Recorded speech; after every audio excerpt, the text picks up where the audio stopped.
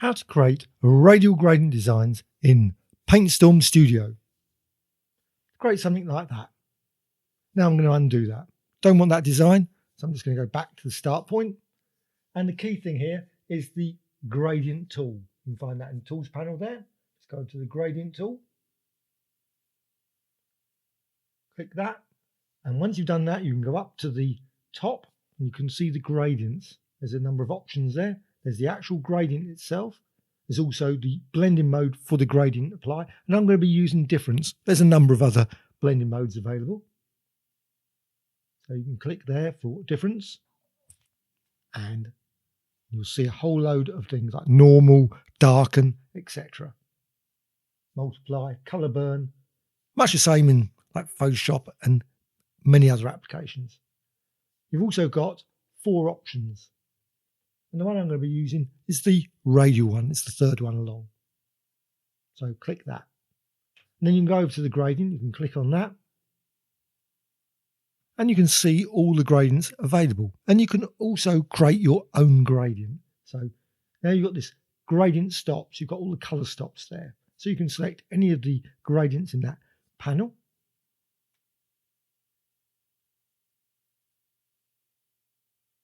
Go down to the last one, up to you which one you select, and you can modify it. So you can go on there and click on the bottom of that gradient and add additional stop.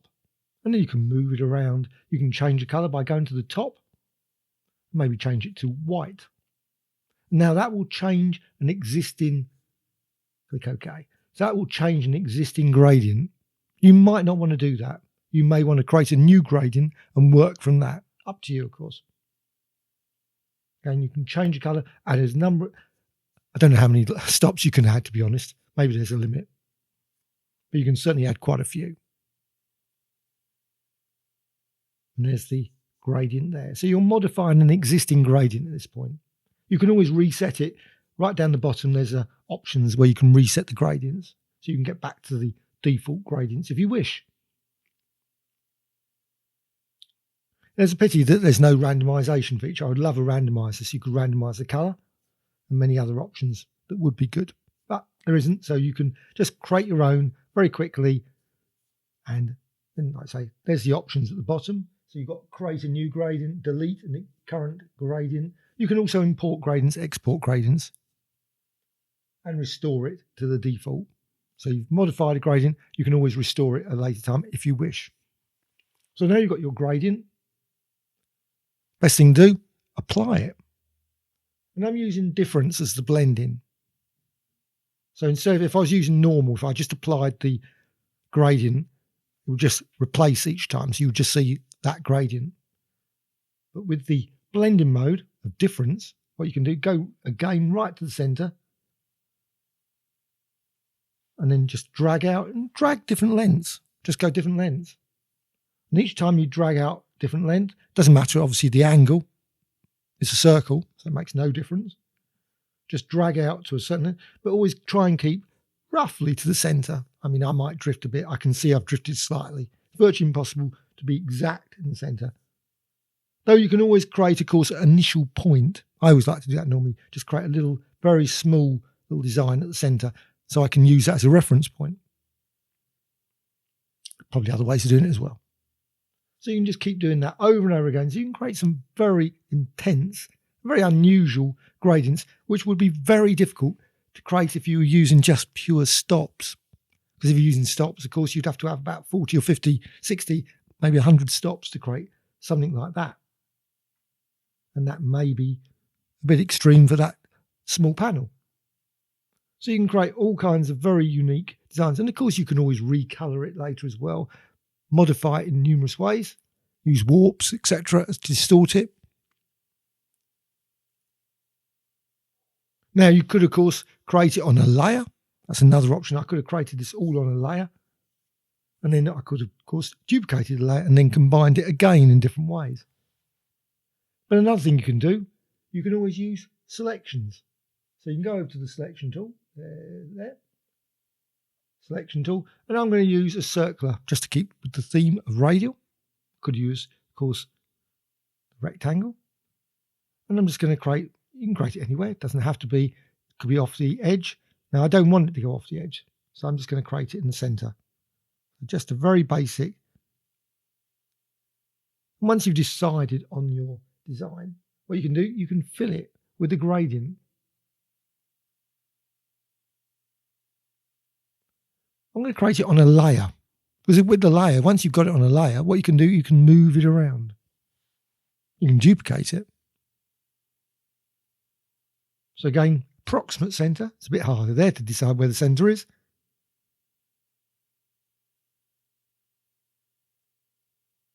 And you can repeat that over and over again. Just keep applying multiple, just as before. So you've got to see there in the layers panel. Now the blending mode for the layer itself is still normal, but the difference is being from the gradient. And that can be just, you can repeat it numerous times. And again, makes sense. You approximately go to the center. I've slightly drifted off. I can see it's not exactly in the center. But it doesn't matter. You could actually create a nice gradient where it sort of drifts off towards a certain direction. That's a perfectly reasonable effect as well. Once you've done it a number of times, you've got your design. And you can go outside of the selection. You don't have to just do it within the selection. You can drag the gradient outside. It will just create it to the edge. What you can do then, of course, you can remove the selection. Go to selection again and then just go to clear. Not deselect or something, but it's a clear command. And you, of course, can go to the move tool and you can move it around. Just drag it around. You can reposition it, resize it, modify it in many ways. So you can do duplicate layer. So you can duplicate that design, drag that off the edge.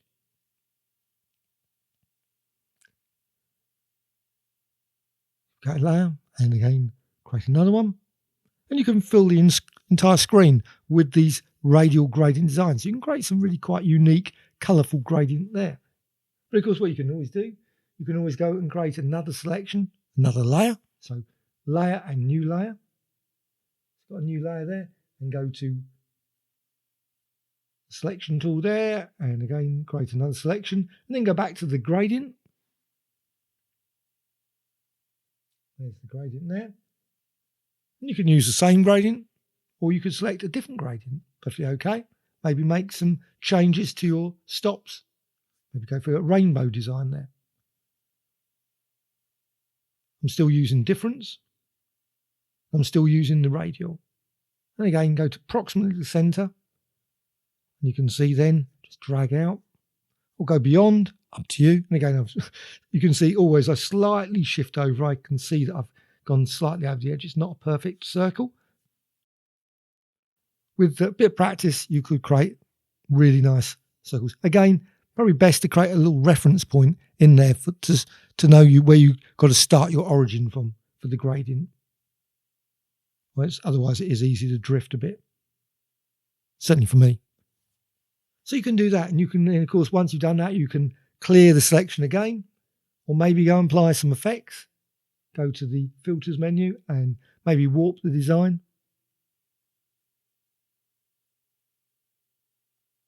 And you can continue to do that. And of course, once you've finished, you can then just flatten the entire image via the layers panel.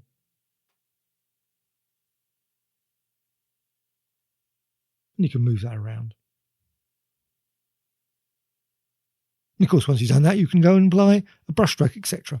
Hope you found this tutorial of interest. Please subscribe to the Graphic Extras channel. Always in many new tutorials about Photoshop, Paintstorm, Affinity Photo, and many others. Please add some comments. Always appreciated. Dislike or like. Thank you.